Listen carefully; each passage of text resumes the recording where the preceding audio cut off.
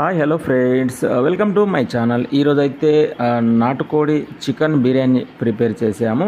ఇంట్లో ఎప్పుడు normal chicken biryani చేసేవాళ్ళం. ఈసారి అయితే డిఫరెంట్గా ఈరోజే రాగి సంకటి నాటుకోడి పులుసుతో పాటు ఈరోజే సాయంత్రం నాటుకోడి బిర్యానీ అయితే ప్రిపేర్ చేసాం. ముందుగా అన్నీ కలిపి పక్కకు పెట్టుకున్న అన్నీ బిర్యానీలోకి వేసి బిర్యానీ అయితే ప్రిపేర్ చేసాము.